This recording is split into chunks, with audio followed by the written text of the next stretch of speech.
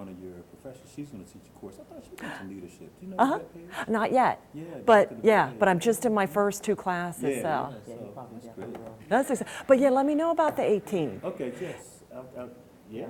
And we're doing a Hamilton Health event, not this weekend, next weekend, but we've been into Downey, we've been to Sylvan Learning Center, a lot of the African American, and they love the dog because it's different. A lot of them are scared of dogs, so we teach kindness to animals, and then they get the leadership principles.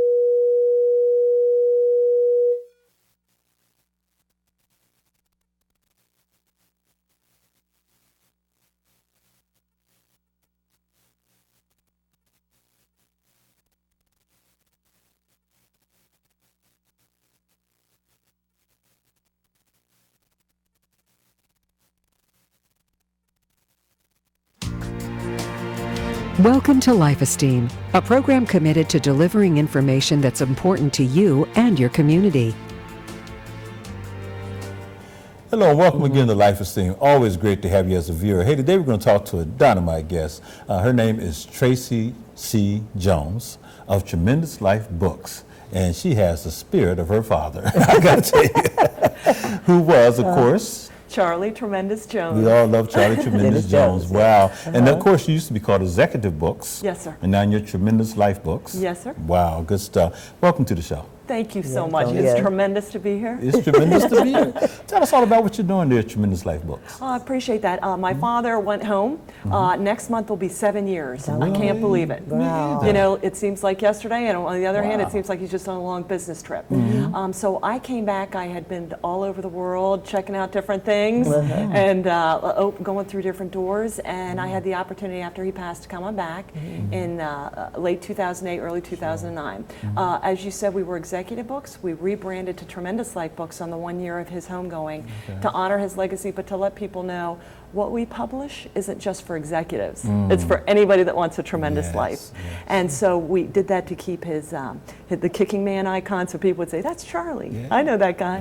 He grabbed me once in a meeting and hugged me kind of thing.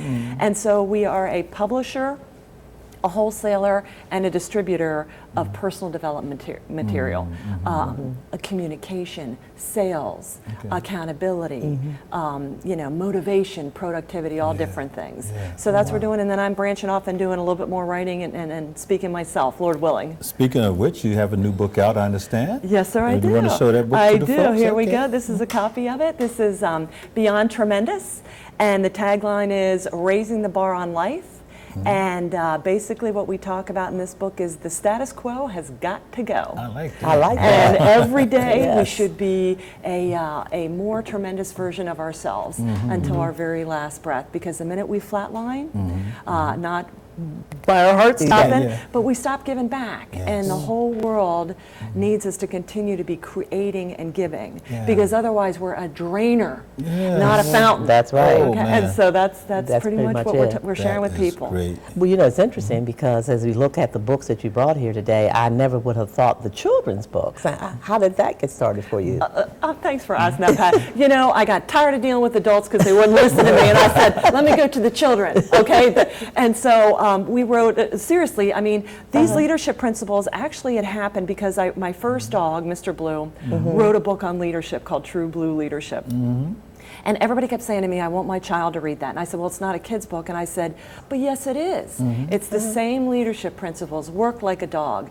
Don't bite the hand that feeds you. Right. Hurting isn't leading. You don't have to have a pedigree to be best in show. And so, you know, the sooner you get children to understand these basic life lessons, the more tremendous years they can have to live. Why wait till you're 50 or 60 like some of us to figure it out? You gotta Get them when they're young. Absolutely, when they're young. Absolutely. Now, the thing about this book here, Boxcar Indy, Boxcar Indy, that you indicated, it really talks about differences and how we all can be different and still be able to be a part of the whole. Well, it's like the body. No matter how lowly or how insignificant, we all function as a body. And everybody goes, unity, unity. Unity does not mean uniform. That's right. We're all wonderfully made and gifted. And once we realize that and stop trying to shove everybody into the same box and celebrate the differences and how we all fit together. Absolutely. So we all have different man-made talents and God-given gifts. And once we tune into that, and children at that age, from like 5 to 9,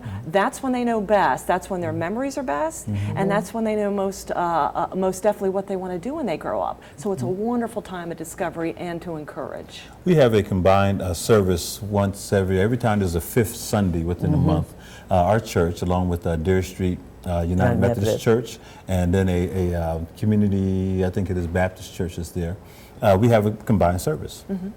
Just a wonderful time.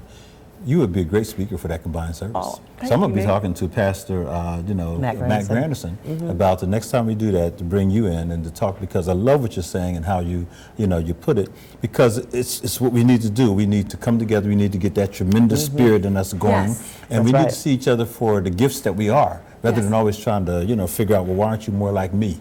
You know, I need to be more like you. Or criticizing you because you're different. It's like we're all part of the body. You That's know? right. That's right. Yes, Yeah. thank you, Nate. Oh, you'd be great. Now, I look forward to that. then this next one you want to hold up. Yes. Yeah, talk about this one a little bit. Okay, this is called Saucy Aussie Living, and it's called The Top 10 Ways to Get a Second Leash on Life.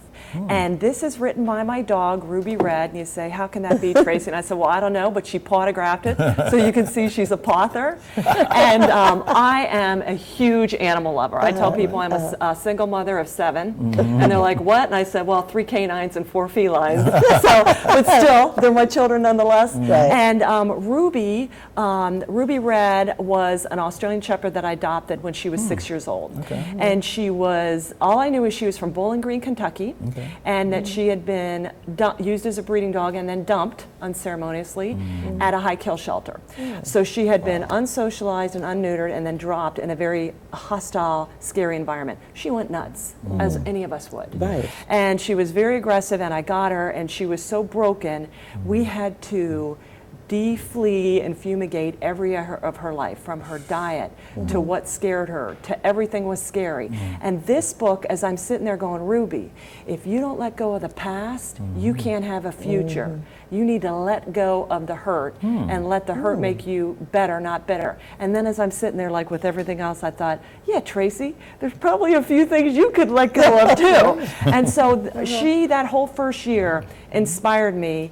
It's a real empowerment book about the ways to get a second leash on life. And if you've been through some midlife trauma, a pink slip, a divorce, a loss, a death, whatever, a betrayal, that's all right, okay?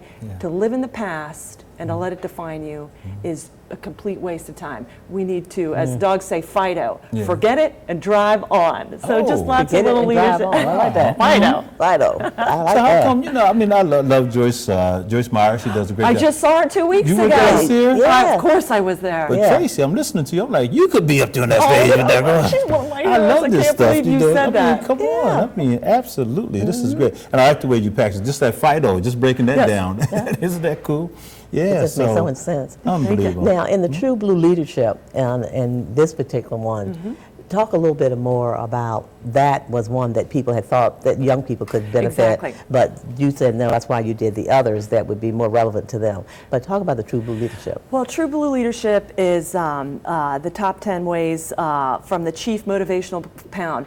This is the first book I did. And I would put, when I got back to run Tremendous Life Books, everybody's like, well, Tracey, you need to write a book. And I'm like, are you kidding me? There's so many great books out there. People don't need to hear what I have to say. But I get on social media and I have a picture of Mr. Blue with one of our books that came out, and they'd say, Mr. Blue sniffed out a new great title, and everybody would comment. And I'm like, so here I pour my heart out, nothing. I put a picture of the dog up, and everybody loves it. And so I'm like, yeah, I get this. I got this. Tracy's not stupid. So I wrote the book. Somebody said, write the leadership book from the dog's perspective. And I'm like, and it was done in 2 weeks, and it's your basic core 10 principles. Work like a dog. Wow. Don't wait for your boss to tell you to do something. Don't bite the hand that feeds you. Don't put stuff about your boss or your family on Facebook. Okay, you're still getting a paycheck, and you're still getting love, hopefully. And old dogs must learn new tricks. We have to. A lot of people are like, well, I'm retired. I'm done. I'm done with high school. You know, we have to keep going. And man's best friends have dog ears, which hopefully is to inspire everyone at every age to just encourage a love of reading. This book is the only thing that you can pick up in your hand and you can carry it in your heart. All right. It's a beautiful thing about books. Yes, indeed. And you did that in 2 weeks.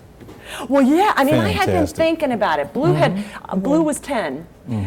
So he was wise, and he taught me, and so I kind of had a lot of things, and it's like the dog things, you know, peace, love, and belly rubs, and don't be a bulldog in a china shop. It just comes to me. The dogs are my muse. Fantastic. And a lot of people love dogs and leadership and books, thankfully, as much as me. So now, a lot of people may not have been to your bookstore. Talk about the bookstore.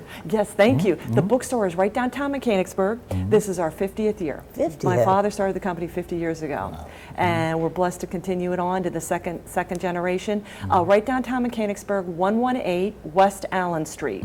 So right off of Main Street, kind of where, if you get to where Eberly Lumber was the facility still there, and where 114 West Allen is one street over.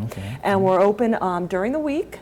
On the weekends, if we have a special event, we do a lot of special events. We have a conference center there. People can use and rent the conference center. We have a sale room where there's $2 and $3 books. The dogs all come to work, so you can meet some of our authors.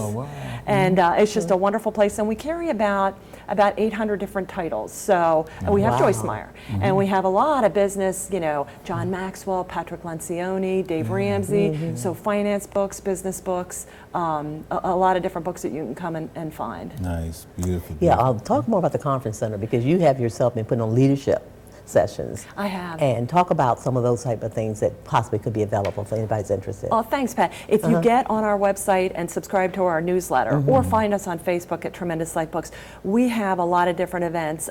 Next week we're doing a Speaking It Real class for people that not only want to be they know, like you guys, get called on to public speak, but they want to enjoy it. When you enjoy it, it's like the truth.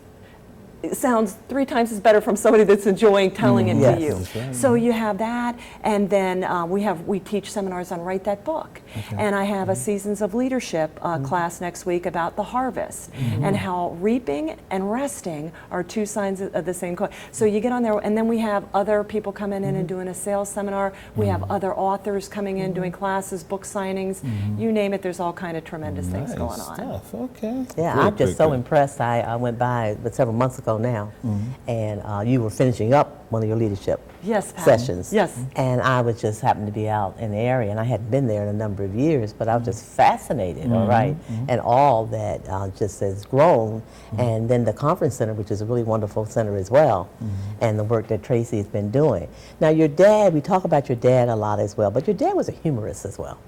Absolutely. I mean, a lot of people may not appreciate that. That's how I knew your dad. Well, God obviously had a sense of humor. You know what I'm saying? Because he loves it when we laugh and we're made like him. Yes. I think humor is, if you can get some, it's just like that gentleman talking earlier. If you can get people laughing, they like you, you look smarter, and in my Speaking It Real, we talk about how to incorporate humor. People are like, well, I'm an introvert or I'm not funny. Humor can be just as learned, and it's something that you get better with. But he was so funny, but he always said, we don't tell funny stories to make people laugh. We tell them to drive home a point. So you get them laughing, and I put a lot of jokes on Facebook, good clean jokes. And if you go to speak, nothing like opening a speech and the first thing out is a personal story or a joke. I mean, that just you're in, man. This person made me laugh.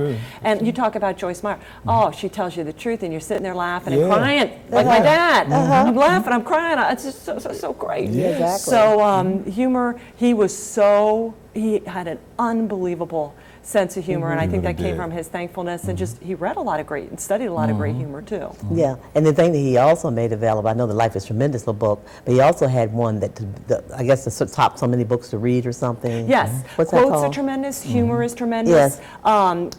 The books you read. Yeah, books there were you three read. different series. Yes. Yes. Okay. So he really was a lover, just like some of the great guys, Mortimer Adler, some of the great guys that promoted learning the history of the world and the push for philosophy and the quest for knowledge, to reading the great books of all time, Of all and time. discussing them. And the further we get from that, Yeah, yeah.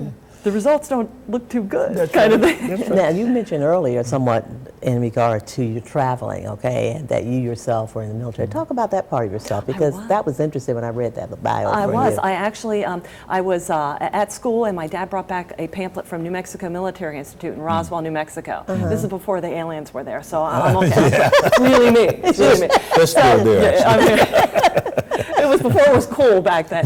And so he said, Tracy, these kids are really going to make something of their lives. So that was his kind of, you know, I'm not telling you to go there, but he would call it spiritual meddling. So I picked up the pamphlet. I applied to New Mexico Military Institute in Roswell, New Mexico, which was an Army high school and junior college. I got in, I got my associate arts from there because I already had prior college, and then they got me an appointment to the Air Force Academy in Colorado Springs. Can you believe it? Yes. So I went through that door and got my commission in 1988 for the Air Force Academy, and spent the next 12 years, first Gulf War, living in Germany and the Middle East and Jordan and Turkey and the Bosnian War, and it was just a leadership, camaraderie experience, bar none. And I'm so thankful Fantastic. for that. Absolutely. And that's the one door. Well, that's the one door I went through. That whenever I still talk to people, it's just you're part of the family. Yeah. You know, you talked about what we can all agree on. Yes. People are Sure. so thankful, and I'm so humbled still. Nice. Gotta be a part of Wow. that. Yes, It- indeed. And I worked on fighter jets too. Did Did you? you? Fighter, yeah. Oh, That's exciting. wow. F-15s and F-16. Oh my goodness, Yeah. just amazing. Oh gosh, there's a lot. I look at you guys and think the That's same great thing. stuff. This is wonderful. Great, great. Now, when you think about, as you're moving forth, okay, with Tremendous Life Books, do you have any other visions as to what you want to really see take place in the next 5, 10, 15 years? I appreciate that, Pat. You know, it's all God's anyways. So Right. I put it up to Him and say, however you want to repurpose it coming Yeah. back here. I would like, we still do publishing, it's more our stuff. We Okay. do some side projects though.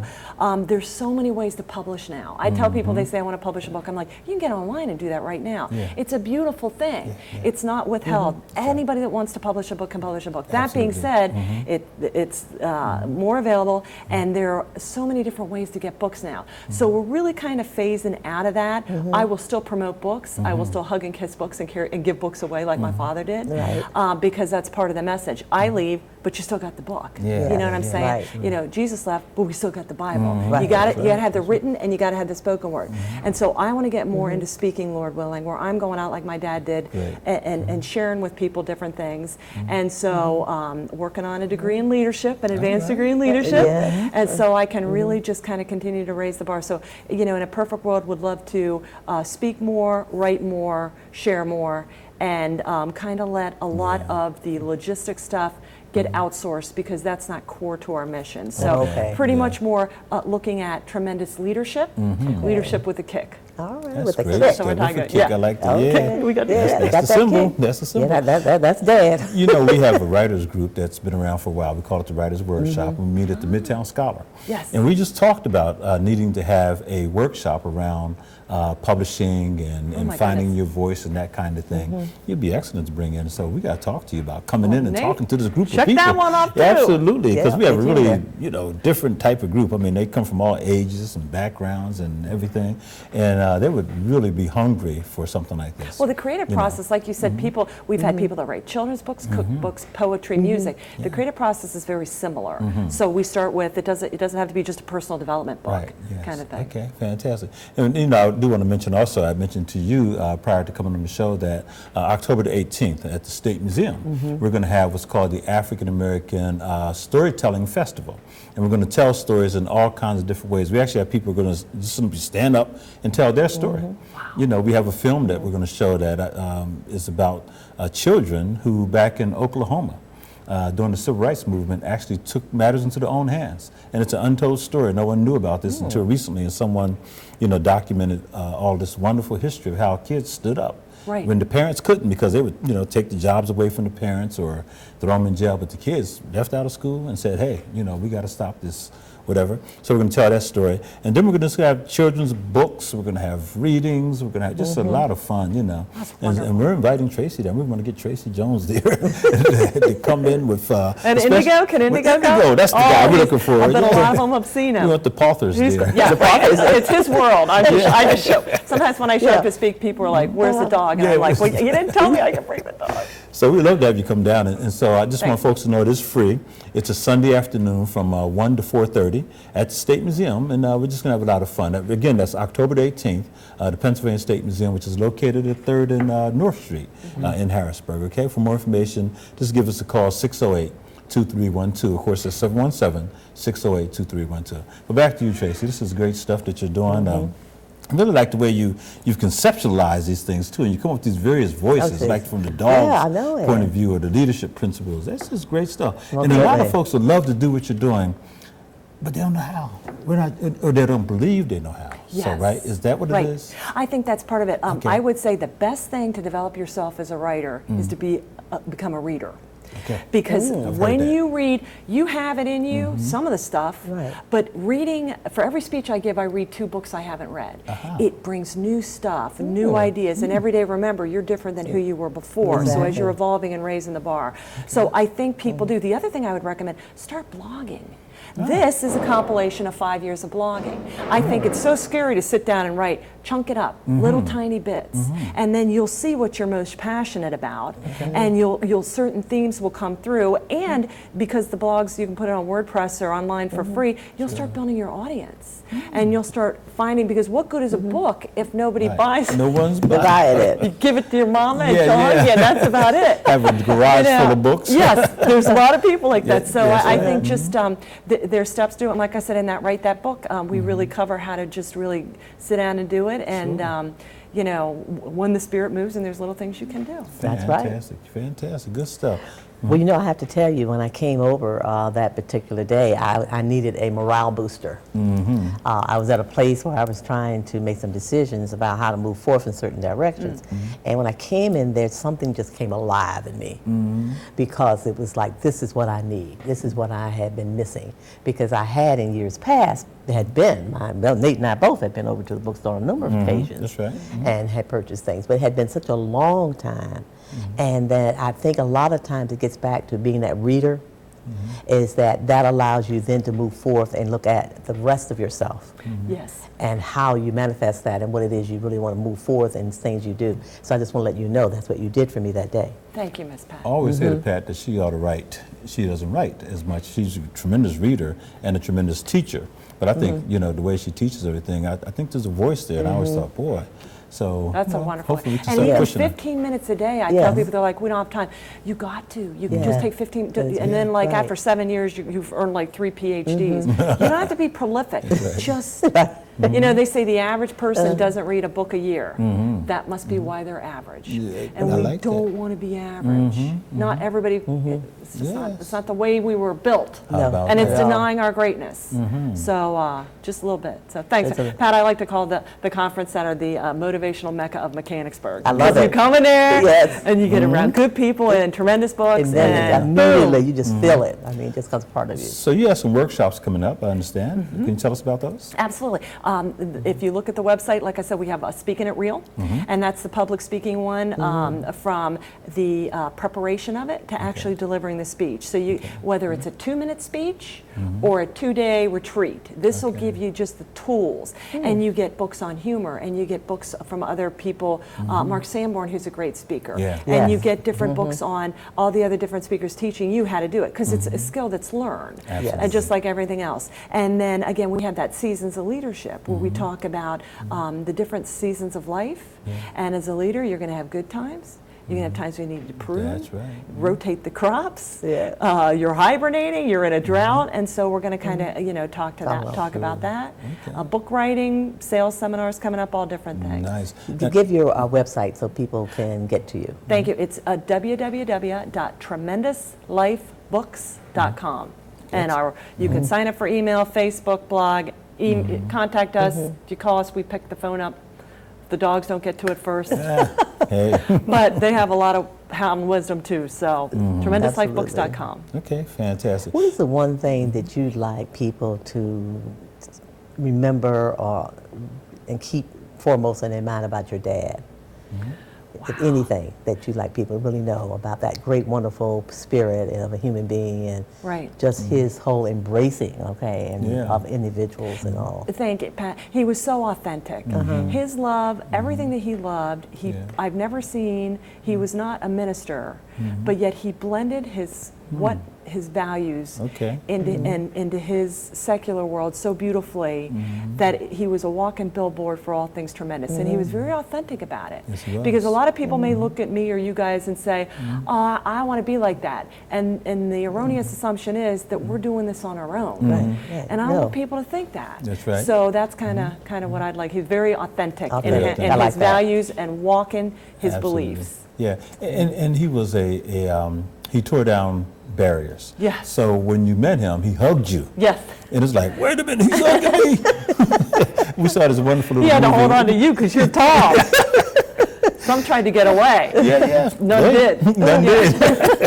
I'm sorry, Nick. Go The ahead. little movie that's out, I forget with the voices, the cartoon little thing. Inside Out. Inside Out, yeah. It just made me think of him because, he just broke down those barriers. He disarmed you, and made you, and just brought you right in. Exactly. That's a skill too. And that's not everybody can do that. Well, he had lived that. He was so flunked out of school in the 8th grade, from the South, from Alabama, Native American blood. Abandonment issues, mother, very young, I don't blame her. She was 14 when she had, this was tough back then. Abuse issue. So he had been through the walk of people at certain times coming in and giving him an opportunity. And he never forgot that. So as he would look at the people and realize how broken even the most successful of us really are, and he just give them the warmth that he so craved and somebody gave him. So that's what drove him. Okay. That's amazing. I didn't know that part of his story. No. I didn't know until he died, Isn't that until something? 2 days before he died. He revealed to me because he said his past was in the past and all things were new in Christ. Isn't that So he didn't let that define him, but it shaped him. Yeah. But it didn't paralyze It him. didn't paralyze him. Amen. I try to tell people all the time, especially people coming out of the prison system, they had a successful ex-offenders, start over again. Right. Get fired up and take that part of you and now make that part of your, your message. Right. And make that a mission for yourself and just get going, Right. But Take they're the like, mess and make it a message. Make it a message. Right. I love Right. it. Take That's the mess right. and make it a message. Make I your heard message. that from a gentleman in prison, in a correctional facility, yesterday evening, a lifer. We were reading Life is Tremendous, doing a book discussion. And that's what he said to me, that lifer. Take this mess and let this be your message. Absolutely. Take that test and let that be your testimony. I was I like that. Wow. I had to I come like into the this test and facility. testimony. Okay. Isn't that incredible? Yeah. Yeah, that's great. Wow. I actually have a section in the book that I told you about, learning self-therapy through writing. Tell us about taking the mess and turning it into the message. Right. Yeah, but I like the What test. else did you go and through? Testimony. Yeah. Yeah, that's great. Yeah, I like that too. That's a good one. Yeah, I swear you ought to be up there with Joyce Myers. I don't care what you say. No, really, you have a tremendous, message and also presentation of it all. And you are living what a lot of us would like to do. Some of us are just so, we're so afraid. We have that brokenness or that other part, and we're like, I don't know if I can do that. But you say, yes, I can. Well, try it. And that's part of the thing. When I came back to fill my father's shoes, it's like, there's no way. Yeah. There's no way. Right. And no matter how successful I get, it'll never be. But it's just a matter of, but you just do the best you can and let the rest up to God. And then whatever happens, it's going to happen. That's right. And that'll take the pressure off. Absolutely. The only failure is not trying. That's absolutely right. I've heard that so many Yes, the times. only And I failure meant is it. not And only embrace failure. failure because you learn 3 times as much from failures as you do success. So fail often, fail early. Let me see that book of yours again, Beyond Tremendous. Beyond This is Tremendous. the latest book from Tracey Jones, and it's called Beyond Tremendous. The status quo has got to go, she says, and it's a wonderful read, I'm sure. I can't wait to get into it myself, and it's the kind of thing that we need to do, and if we're not reading this kind of work, then we're reading stuff that's probably pulling down our spirits. Exactly. And so we got to be real careful about that. But I would like The status quo has got to go. Isn't that? That is so fantastic. Well, look, we ran out of time. Tracey, thank you so much for It's coming been so on. wonderful. Thank you so much for the opportunity and for what you're doing. Yes. Wonderful. And we want to thank you for, just watching the program and hopefully telling others about it. We love bringing great people to you, such as Tracey Jones. This is what it's all about. Life Esteem is about talking about the good and uplifting the good. Let's lift up the light rather than the darkness. There's always too much darkness lifted up, but there's a lot of light out there as well. Keep that in mind, and don't forget, the status quo, Tracey, Has has got to go. Hey, look, so have yourself a wonderful day, and we'll see you next time here on Life Esteem. Goodbye.